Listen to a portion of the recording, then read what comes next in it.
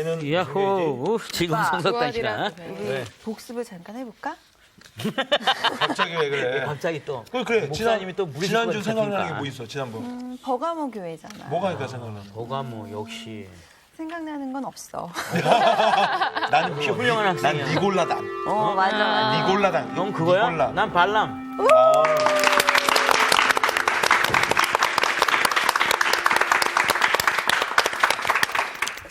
한 주간 잘 지냈어요? 네. 무슨 얘기 드렸어요? 지난 지난 이야기. 시간에 지난 제가 이야기. 지나간 이야기. 우리 오늘 네 번째 교회 네. 공부하기에 앞서서 지난 시간에 공부했던 거 한번 복습 네. 해도 될까요? 네. 네. 대답들이 예. 어물쩡하신데. 네. 자, 우리 우선 지금 요한계시록 이제 진행을 하는 가운데 지금 7교회를 살피고 있는 중간이죠? 네. 7개 혹시 이름 얘기할 수 있는 분 있어요? 에베소, 네. 네, 에베소, 서머나, 서머나. 버가모, 버가모. 에베소, 두아디라. 서머나, 버가모, 두아디라, 두아디라. 두아디라, 사대. 사대, 필라델비아, 옳지. 라오디게아. 네. 에서보, 두사빌라. 금방 외우죠? 네. 자, 오늘은 이제 에서보 교회는 다 끝났고, 자, 버가모 교회 지난 시간에 했는데, 혹시 버가모 교회의 어떤 특징 기억나는 분? 칼. 옳지. 검이 있었죠. 검. 네. 이 검을 거기서는 정의의 칼이라 그래서, 지금도 버가모에 가면은 관광용품으로 칼들을 많이 판다 그랬죠. 네. 그 지역의 특산물인데 이 검에 대한 그들의 그 로마 제국에 대한 충성심, 이 자긍심은 대단했습니다. 그런데 이 도시적 배경 때문에 버가모 교회를 소개할 때 예수님의 말씀 또 예수님의 주권적 통치를 뭘로 묘사했어요? 좌우에 날성 검 이렇게 묘사를 했었습니다. 버가모 교회는 그 도시 환경 때문에 어떤 일들이 그 도시에서 벌어졌습니까? 아주 그 신전이 발달됐죠. 그렇죠. 네. 네. 그리고 또 그리고 소문학교회가 최초였다면 그 신전이 그 발달되면서 이 버가모 교회가 활성화된. 왕성화, 옳지. 왕성해진. 예. 언덕에 신전이 있어서. 그렇죠. 그런 종교 문화를 꽃피웠던. 네. 우리 김상원 학생이 오늘 아주 출발이 좋아요. 교만하지 말아야지. 여기 집중하세요. 그리고 이 교회는 환난과 핍박을 잘 견뎌냈던 그런 교회이면서 책망이 하나 있었어요. 책망이. 어떤 책망이 있었나요? 발람의 교훈을 지키는 그렇죠. 자들. 이 물질의 유혹 때문에 그러니까 사소한 것에 넘어진. 그러니까 태산은 넘었는데 잔잔한 돌뿌리에 걸려 넘어진 그런 케이스였다 그 말이죠. 그래서 버가모 교회가 지난 시간에 우리에게 주었던 그 교훈은 뭐냐면 우리가 어떤 큰 명분에는 늘 그리스도인들이 잘 싸우는데 실질적이고 일상적인 삶 속에서 넘어지는 그러한 모습을 버가모 교회에서 우리가 공부를 했죠. 기억들 나죠? 네. 자, 오늘은 본문이 자 계시록 2장을 이제 한번 열어보십시다. 계시록 2장. 오늘의 말씀 요한계시록 7강 새벽별을 줄이라. 송태근 목사님 강의 시작해 주세요. 두아디라 교회 할 차례인데 18절서부터 우리 저기 반경림 학생부터 한번 좀 옆으로 한 줄씩 읽어보십시다. 네. 두아디라 교회의 사자에게 편지하라. 그 눈이 불꽃 같고 그 발이 빛난 주석과 같은 하나님의 아들이 이르시되 내가 내 사업과 사랑과 믿음과 섬김과 인내를 아노니 내 나중 행위가 처음 것보다 많도다. 그러나 내게 책망할 일이 있노라. 자칭 선지자라 하는 여자 이세벨을 내가 용납함이니 그가 내 종들을 가르쳐 꿰어 행음하게 하고 우상의 제물을 먹게 하는도다.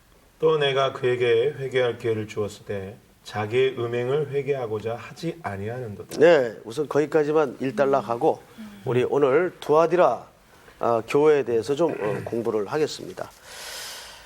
우리 지난 시간에 버가모 교회 공부를 하면서 버가모 교회는 큰 핍박과 환란을 극복해낸 반면에 아주 사소한 문제에서 이렇게 밥세끼 문제에 넘어진 케이스를 보았어요.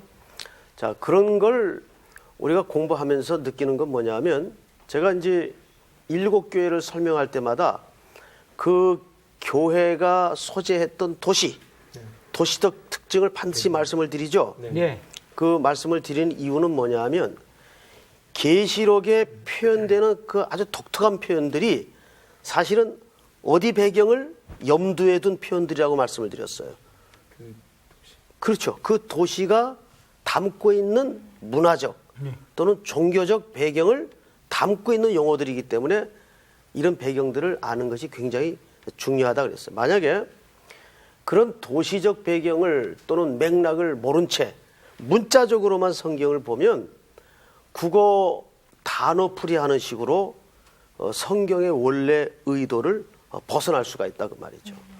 가끔 이제 선생님이 이제 교회에서 가르치거나 청년들을 또 가르치거나 우리 성도님들에게 설교를 하다 보면 전혀 엉뚱한 결론을 이제 잘못 알아듣는 경우가 있어요. 저는 분명히 A라는 의도를 가지고 전달을 했는데 우리 학생들은 각자 자기 편한 대로 해석하고 받아들이는 이런 커뮤니케이션의 어떤 불통. 예를 들면 이런 거예요. 제가 이제 우리 둘째 녀석한테 자기가 겪었던 일을 이제 밥 먹다가 이제 하루에 있었던 일들을 얘기하지 않습니까? 며칠 전에 들었던 얘기인데, 우리 아파트 경로당이 있어요. 그 안에. 자기가 이제 학교 갔다 이렇게 올라오는데 경로당 앞에서 할머니 두 분이 이렇게 만나셨대요. 그러니까 동네 할머니들이겠죠. 그러니까 이쪽 할머니가 경로당 가슈? 그러니까 이쪽 할머니가 아니 경로당 가요. 그러니까 또 이쪽 할머니가 난 또 경로당 간다는 줄 알고. 그러니까 서로 딴 얘기를 한 거예요. 예, 전혀 서로 못 알아들은 거예요. 이게 이제 할머님들이 청력이 이제 연세가 드시면 약해지잖아요. 그런데 가끔 가다가 이런 강의를 하거나 설교를 하고 나서 이렇게 영적으로 가는기 먹은 성도들이 의외로 많다는 것을 알 수가 있어요. 그러니까 우리 성서학당 학생들은 물론 이제 그런 학생들이 없겠죠? 네, 없을 겁니다. 자, 그러면 오늘은 이 두아디라 교회의 그 도시적 배경에 대해서 이제 설명을 좀 드리겠습니다.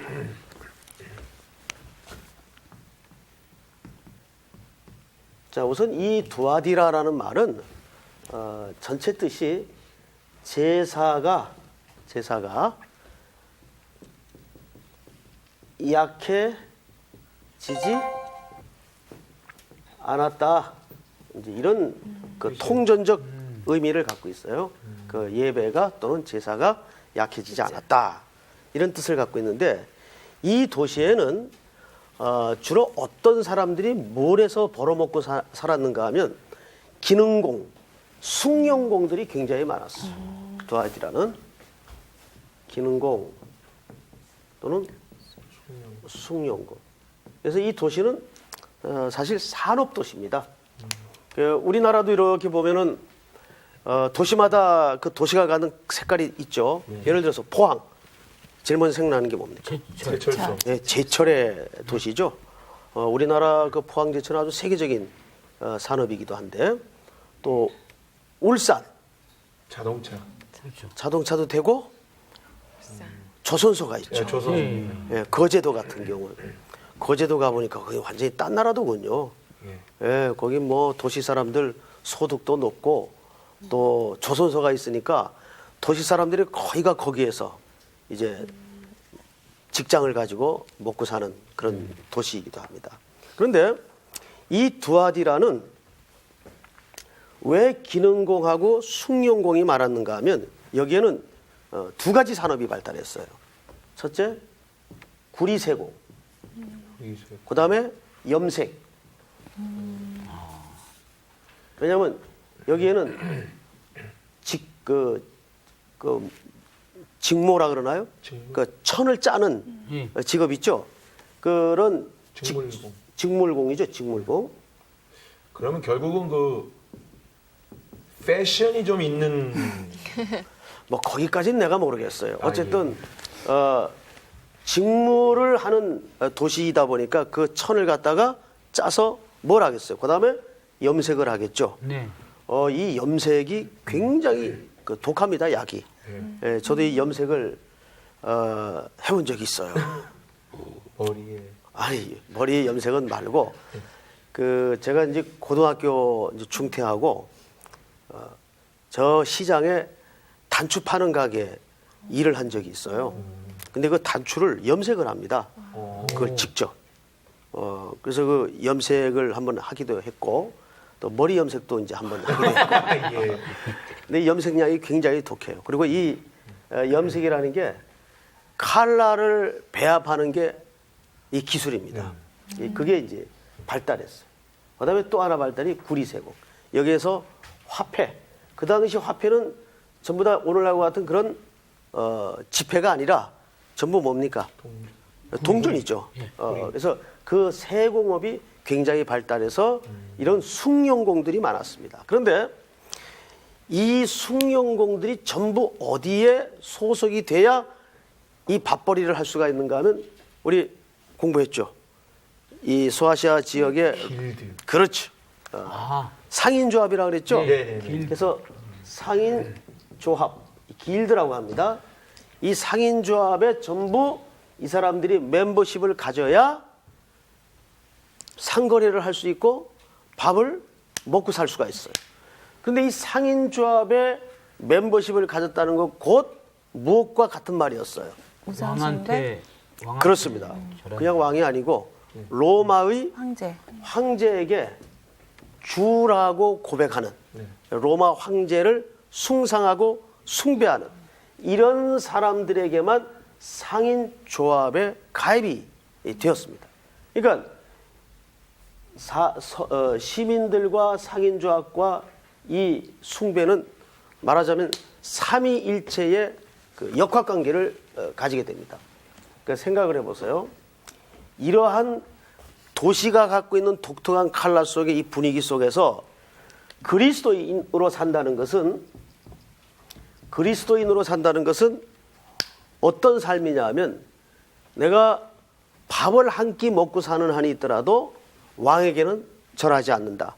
그러면 핍박과 가난과 불이익이 자연적으로 감당할 수밖에 없는 그런 삶은 이제 살아야 됩니다. 이게 이제 두아디라 도시 속에 그리스도인들이 처한 입장이었어요. 그런데 오늘 성경을 잘 보시면 이런 아주 이상한 표현이 하나 있어요. 18절을 우리 저 방경림 학생이 한번 읽어보세요. 두아디라 교회의 사자에게 편지하라. 그 눈이 불꽃 같고 그 발이 빛난 주석과 같은 하나님의 아들이 이르시되. 자, 물론 이 하나님의 아들은 누구를 가리킵니까? 예수 그리스도. 예수 그리스도를 가리키죠. 자, 그런데 왜 예수 그리스도를 가리키면서 예수 그리스도라고 직접적으로 표현을 하질 않고 여기서 하나님의 아들이라는 표현을 했을까? 하나님의 아들이라는 표현을 했어요. 근데 예수님을 하나님의 아들이라고 표현한 유일한 첫 번째이자 마지막 표현 현장이 오늘 여기입니다. 다른 데에는 요한계시록 어디에도 예수님을 하나님의 아들이라고 묘사하지 않아요. 그냥 직접적으로 예수님이거나 또는 신랑이거나 이런 표현으로 사용을 하지 하나님의 아들이라는 표현을 쓰질 않아요. 여기만 하나님의 아들이라는 표현이 나와요. 이 두아디라 교회에만. 그 이유가 뭘까 한번 유추를 좀 해보세요. 그것도 저기 도시적 배경하고 관련 있는 거죠? 그렇습니다. 그렇죠. 그래서 그 도시의 배경과 종교적 배경, 문화적 배경 그런 배경을 아는 게 그만큼 중요하다고 말이에요. 그러면 이 도시적 배경에 대해서는 우리 학생들이 미처 이제 살펴볼 겨를이 없었으니까 네. 선생님이 잠깐 설명을 드릴게요. 이때는 제일 그 최고의 신이 누구냐면 제우스입니다. 제우스 신 들어봤죠? 네. 네. 제우스예요. 근데 제우스에게는 제우신. 제우신. 나는 왜 웃나 했네. 예, 선생님이 실수하는 게 이렇게 재밌죠? 예. 예. 제우스 신이 최고의 신이었어요. 그런데 지금 무슨 김상원 학생, 네. 제우스 신의 아들이 혹시 누군지 알아요? 바카스 아니에요. 아니죠. 그 제가 두 명 알기로는요. 아니에요? 두 명? 아니요. 제가 알기로는 이렇게 로켓하고 이름이 비슷할 거예요. 여기는 알고 있네 벌써. 포세이돈? 무슨 13호라고요? 네? 이 로켓 13호가 있습니다. 아, 13호. 네. 알아요? 아폴로. 아폴로. 죄송합니다. 제우스의 아들이 아폴로입니다. 그런데 이 두아디라 사람들의 종교적 상상과 인식 속에는 이 두아디라 신은 누가 물질과 풍요를 갖다 주는 신으로 숭배를 했는가 하니 제우스의 아들 아폴로라고 이해를 갖고 살았어요. 그래서 신전에는 가장 추앙된 신이 이 아폴로 신이에요. 김상원 학생 안 잊어버리겠죠? 네. 예. 그러니까 제우스라는 절대 신 밑에 아들의 신이 아폴로인데 이 아폴로 신은 두아디라 이 도시에서 가장 숭상되는 신 중에 하나였다. 근데 이 신은 두아디라 시민들 인식 속에 이 도시를 풍요롭게 하고 생명을 주고 번영을 갖다 주는 신으로 이해를 갖고 살았다 그 말이에요. 그래서 성경 기자가 아니다. 이 도시의 아니 천지 만물의 주제자는 제우스의 아들인 아폴로가 아니라 누구예요? 하나님의 아들. 하나님의 아들. 아들. 이게 사소한 표현 같지만 이런 사소한 표현 속에 이 대립구도를 어디다 놓고 기록한 내용인지 이제 이해가 들어와야 안 들어와요? 들어와요. 들어오죠. 저런 배경이 이제 성경이 없으니까 이제 저희가 그렇죠. 예, 그래서 우리가 성경의 백그라운드뿐만 아니라 그 성경에 등장하는 그 시대 또 그 지정학적인 위치 그때 그 위치가 어떤 정치적 배경을 갖고 있었나 어떤 종교적 배경을 갖고 있었나 이걸 알고 본문을 이해하는 것은 굉장히 중요한 독자들의 과제고 작업 중에 하나입니다. 여기 이제 불꽃 같다라는 그 표현 자체도 아까 구리 산업이 발달해서 이렇게 열에 대한 그런 게 있어서 또 그런 표현도 그건 아닙니다. 그런 건 아니군요. 주석은 아닌가요? 구리하고 관계 없나요? 빛난 주석 같은. 그건 이 도시하고는 직접적인 관련이 있어서 표현한 것은 아니고 항상 그 주석이라는 말은 변치 않는 그런 개념 때문에 이제 예수님을 묘사할 때 이런 그 풍자적인 묘사로 설명할 때가 있죠. 자, 성경을 보십시다. 네. 두아디라 교회의 사자에게 편지하라. 그는 눈이 불꽃 같고 그 발이 빛난 주석 같은 하나님의 아들이 이리시되. 그러니까 여기서 하나님의 아들이라는 표현은 그런 도시의 종교적 상황을 염두에 둔 발언이었구나. 이제 이해가 되는 겁니다. 자, 그다음에 이제 이 교회에 대한 칭찬과 책망에 대해서 우리가 공부를 좀 하겠어요. 이 두아디라 교회. 자, 칭찬이 뭐였을까? 성경을 좀 들여다보십시다. 19절을 보십시다. 19절을 우리 김상훈 학생이 한번 읽어보세요. 내가 내 사업과 사랑과 믿음과 섬김과 인내를 아노니 내 나중 행위가 처음 것보다 많도다. 네. 자, 우리 상훈 학생이 지금 읽은 내용을 단어만 한번 제가 여기 칠판에다 적어볼 테니까 네. 좀 다시 한번 천천히. 네 뭐예요? 사업, 사업이라고 돼 있죠? 네. 사업과 또 그다음에 사랑, 사랑, 믿음, 또 믿음, 믿음, 섬김, 옳지. 인내, 네. 인내. 인내를 어떻게 한다 그랬어요? 아노니. 안다고 그랬어요. 안다. 예. 근데 이제 문장을 잘 보시면 사업, 사랑, 믿음, 섬김, 인내 이렇게 5가지 덕목으로 이해를 하는데 헬라 문법을 보면 이걸 이렇게 풀어 드릴게요. 내 사업을 안다. 무슨 말인지 알겠어요? 네, 내 사업을 안다. 사랑, 믿음, 섬김, 인내에 대한 사업을 안다 그 말이에요. 그러니까 여기서 말하는 사업이라는 것은 비즈니스, 이 사업을 말하는 게 아니에요. 그러니까 이 사업과 사실 동의어로 더 적확히 표현을 하자면 사역? 이 사업이라는 말은 네 행위란 말이에요. 행위. 원문이 이게 더 가까워요. 근데 이제 이 성경이 번역되는 과정에서 이번에도 개역개정이 번역이 될 때 이런 표현은 사업이라는 표현보다는 내 행위를 아는데 사랑과 믿음과 섬김과 인내에 대한 것을 안다. 이러면 좀 우리 독자들이 좀 편하게 이해가 될 텐데 이걸 이제 사업하니까 보통 우리가 읽기에는 어떻게 이해하기가 쉬워요. 일하는 뭐 장사하는 거, 비즈니스 하는 거 이런 식으로 이제 이해를 하기가 쉽단 말이에요. 그런데 어쨌든 이제 그 문법적인 정리는 됐어요. 아, 이 사업이라는 말은 비즈니스를 말하는 게 아니고 행위를 말하는 것인데 그 행위의 내용이 사랑과 믿음과 섬김과 인내에 대한 것이었구나. 자, 그런데 자, 사랑, 믿음, 섬김, 인내. 이거는 에베소 교회를 한번 기억해 보십시오. 에베소 교회가 처음으로 네. 공부했던 교회인데 에베소 교회의 특징이 뭐였어요? 인내를 잘하는 수고와 행위와 수고, 인내. 인내를 알고 뭐 에베소 교회의 특징은 크게 나눠서 이거였죠. 자, 지금 벌써 잊어버리셨는데 에베소 교회의 특징은 첫째가 진리에 대해서는 칭찬을 받았어요, 안 받았어요? 받았어요. 사랑을 버렸죠. 네. 그렇죠. 네.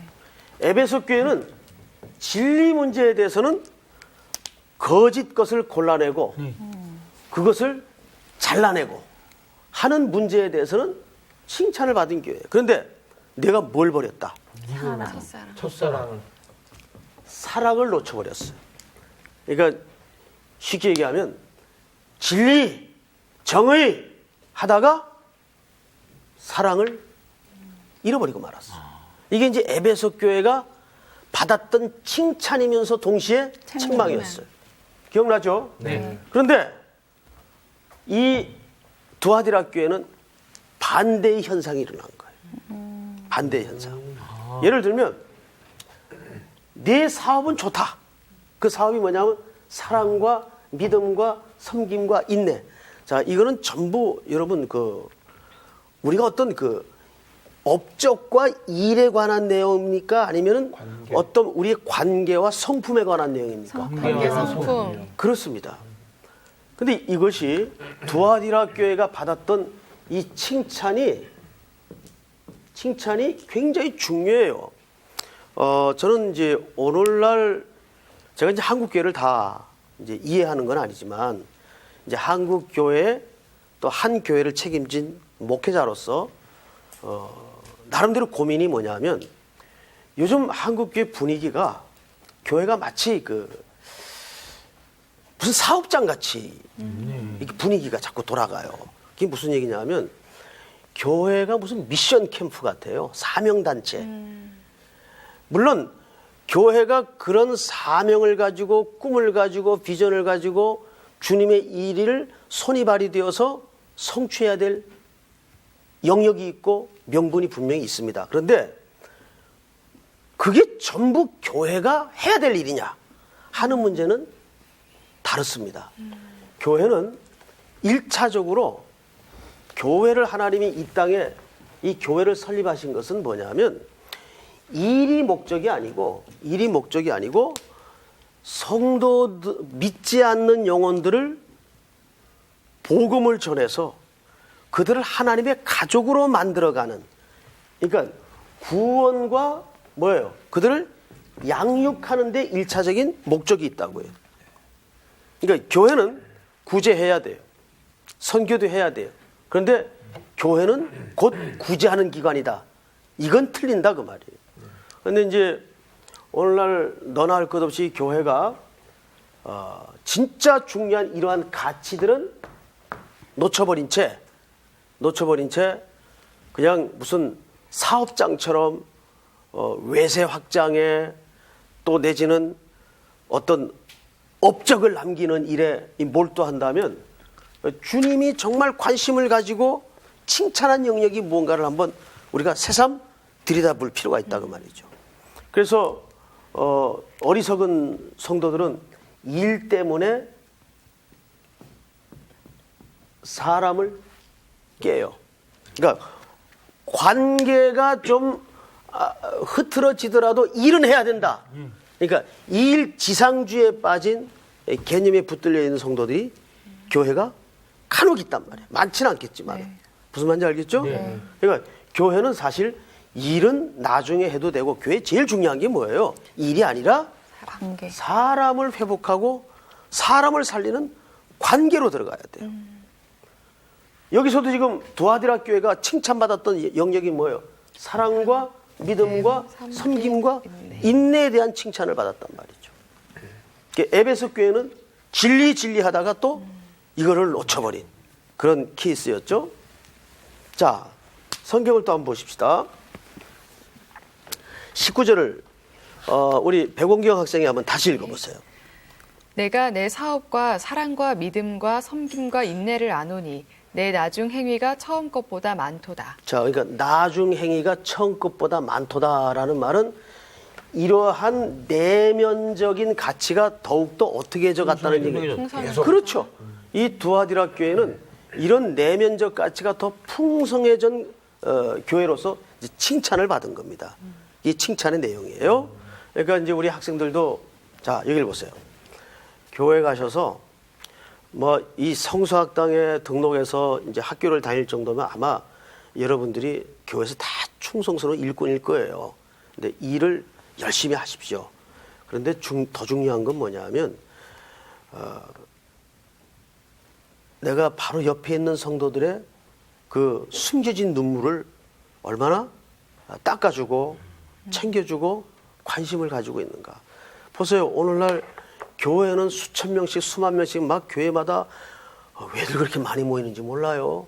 막 밀려오는데 정작 그 속에는 곤고하고 외로운 영혼들이 많단 말이에요. 이 교회가 이 대중화돼 갈수록 그런 현상이 점점 도드라져요. 그래서 교회는 점점 청중이 되어 가서는 안 돼요. 관객이 되어 가서는 안 돼요. 그 대형화될수록 교회가 교인들이 점점 청중이 되어 가고 관객이 되어 가요. 그래서 전임 사역자들에 의해서 그들은 그저 예배 관중이고 전임 사역자들이 전부 그들의 역할을 뺏어서 대신하는 이런 현상들이 교회 안에 많이 벌어지고 있습니다. 그러니까 우리 여기 학생들은 교회 안에서 뭐 저는 평신도라는 말도 사실 쓰기가 좀 뭐하지만은 다 똑같은 성도입니다.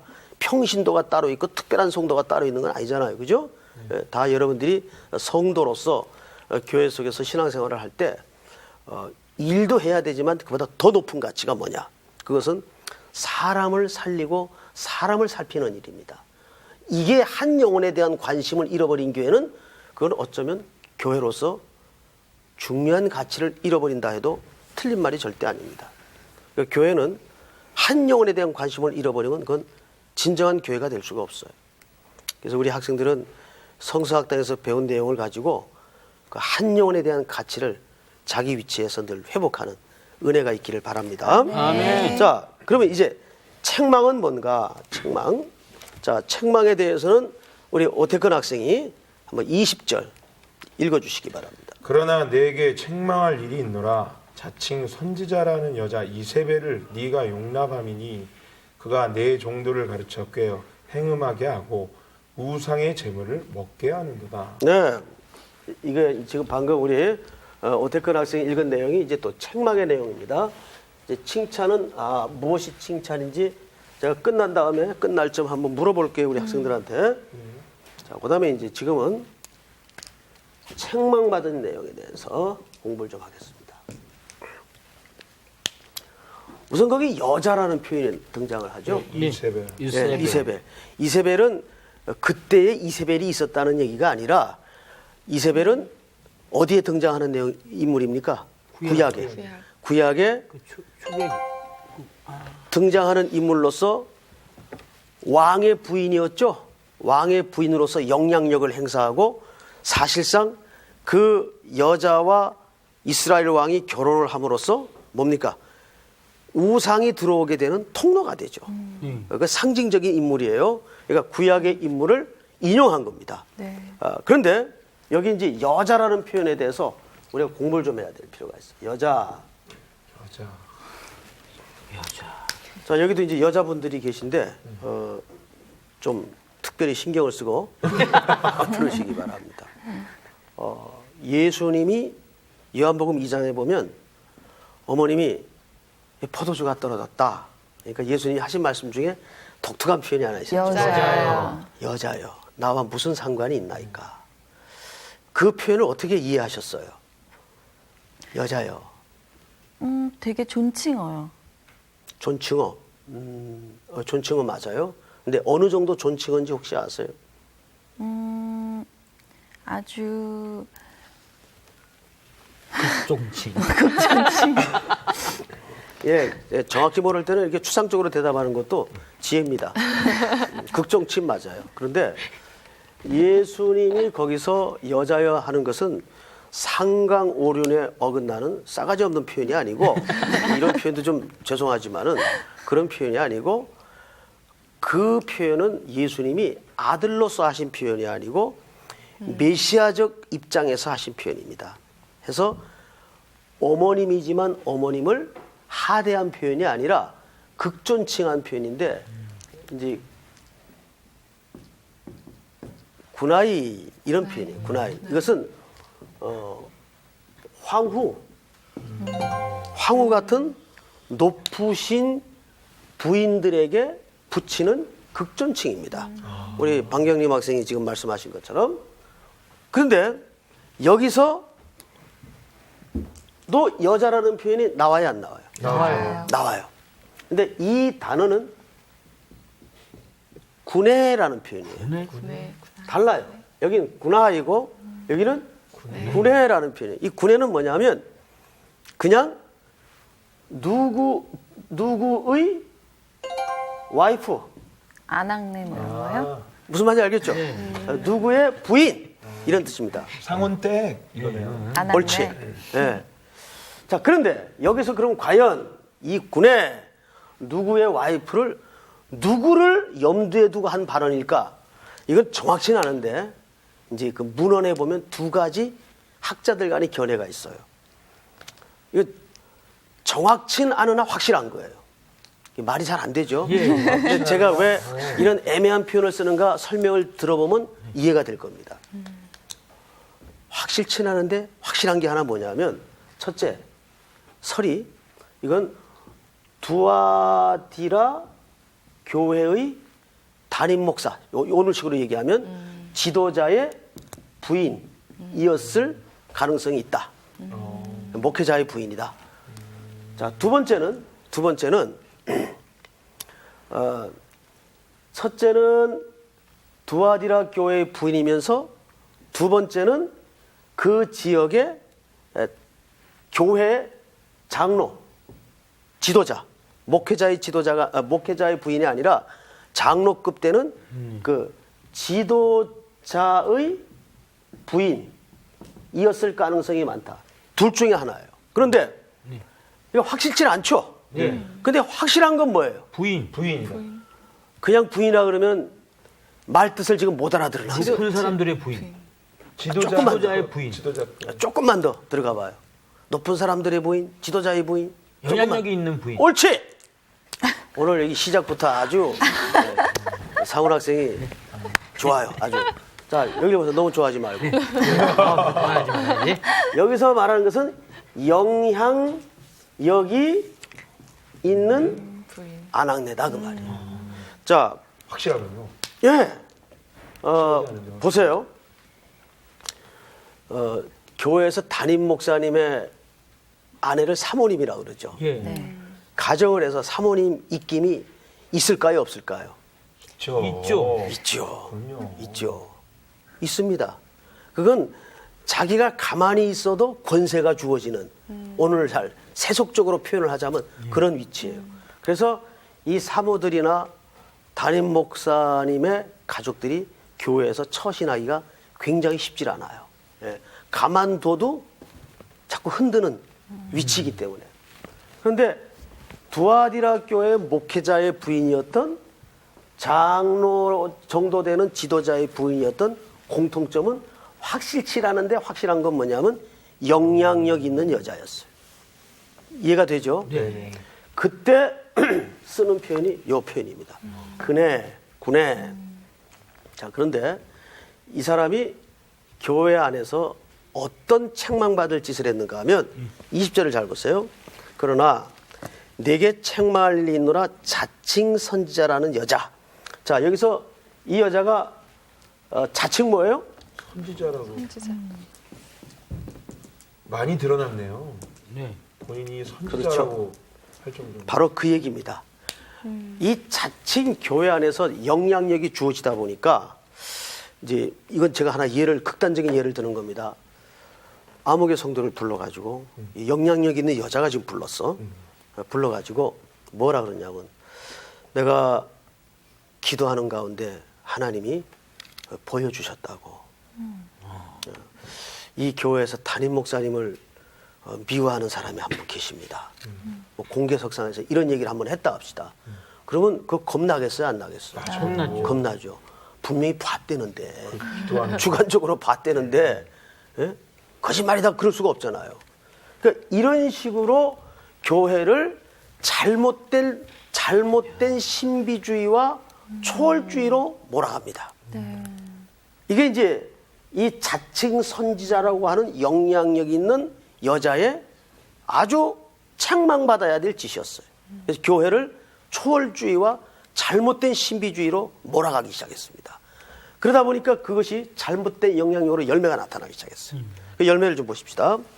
자칭 선지자라는 여자 이세벨을 네가 용납함이니 그가 내 종들을 가르쳐 꾀어 행음하게 하고 우상의 제물을 먹게 하는도다. 우상의 제물을 먹게 했어요. 자, 이게 뭘까요? 우리 처음 부분에 배운 거 있죠? 이 도시는 지금 삼위일체 구조가 있다고요. 뭐예요? 길드. 신의 숭배와 그다음에 길드, 상인조합과 그다음에 여기는 서민들. 그렇죠? 이 서민들 속에는 누가 포함되어 있어요? 그리스도인들이 포함되어 있어요. 이 삼각구도 속에서 황제에게 주로 고백하지 않으면 생업이 어렵도록 돼 있어요. 네.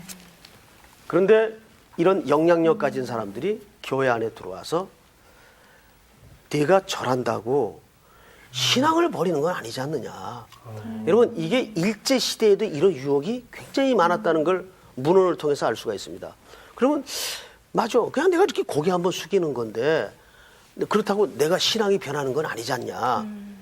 이런 식으로 유혹을 합니다. 그래서 숭배도 하면서 먹고도 살면서 그러나 신앙인으로 명분은 갖고 있는. 그러니까 뭐가 이게? 신앙이 섞이는 거예요. 여러분, 여기 행음이라는 표현을 왜 했는지 아십니까? 이거는 성적인 표현이죠. 네. 어떻게 선생님이 수업 중에 성경에서 행임이라는 표현이 나왔을 때는 이 성적인 표현이 나왔을 때는 반드시 무슨 문제와 결부시킨다고 그랬어요. 우상숭배. 맞습니다. 하나님과 섞어서 경배하는 것. 이거는 말하자면 혼인이 순결치 않은 거예요. 곧 그것이 성적인 표현으로 행음을 하는 거라고 말이에요. 이해가 되죠? 네. 그러니까 여기서 행음이라는 이런 표현을 괜히 하는 게 아닙니다. 저는 이런 영향력 있는 여자들이 교회 안에 신비주의를 조장하고 초월주의를 조장. 오늘날에도요, 교회에 보면 신앙 없는 사람들은 이런 엉뚱한 짓도 안 하는데 주로 이제 기도 많이 하고 신앙이 자칭 좋다고 말하는 사람들일수록 자꾸 뭘 봤다는 분들이 많아요.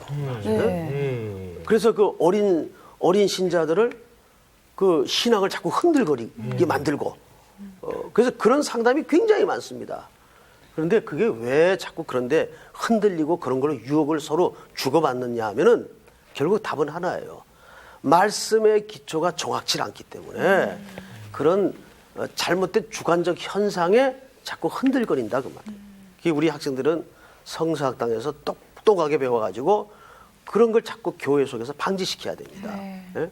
그래서 더 성경에 집착하게 만들고, 그러니까 이런 사람들은 자기도 말씀에 기초하지 않았지만 말씀에 기초하지 않고 모래 위에 신앙의 집을 짓고 사는 사람들을 얼마나 그거 밀기 좋아요. 그러니까 자꾸 흔드는 거예요.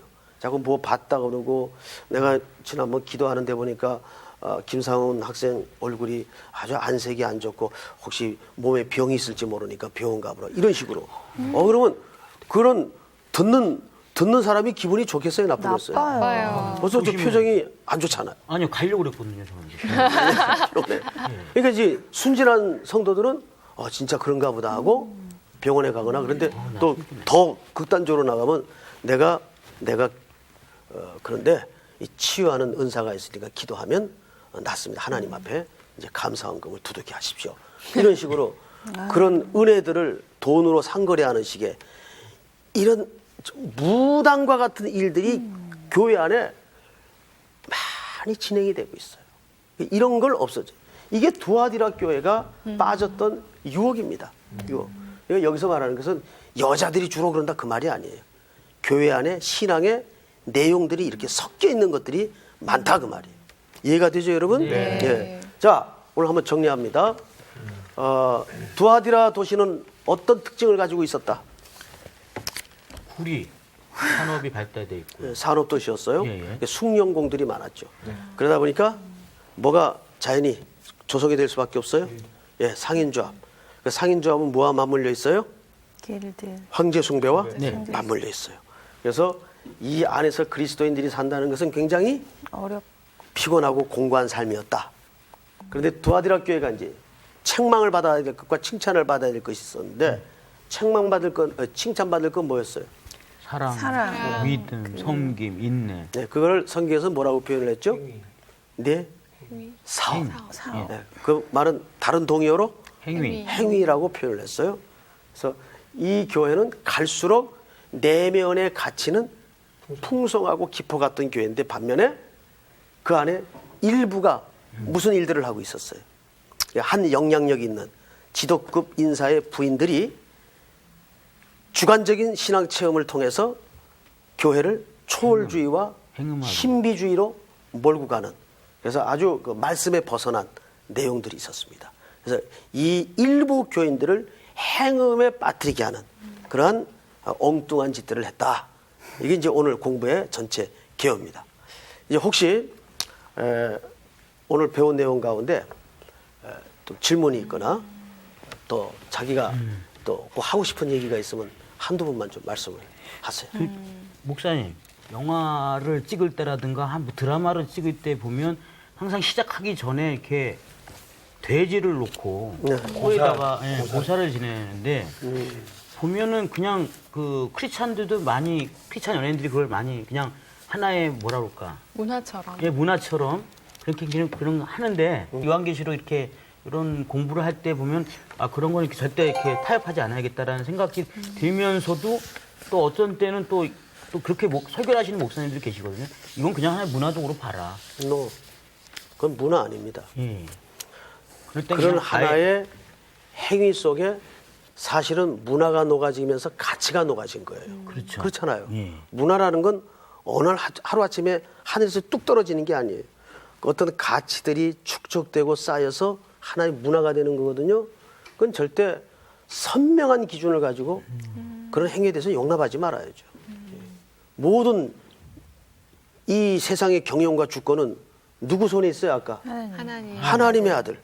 예, 제우스의 아들 아폴로가 하는 게 아니라 그 말이에요. 그게 바로 아폴로에게 절하는 거예요. 쉽게 얘기하면. 그래서 오늘 두아디라 교회에서도 하나님의 아들이라는 유일한 독특한 표현이 등장을 하는 겁니다. 네. 공부 여기서 끝! 수고하셨습니다. 감사합니다.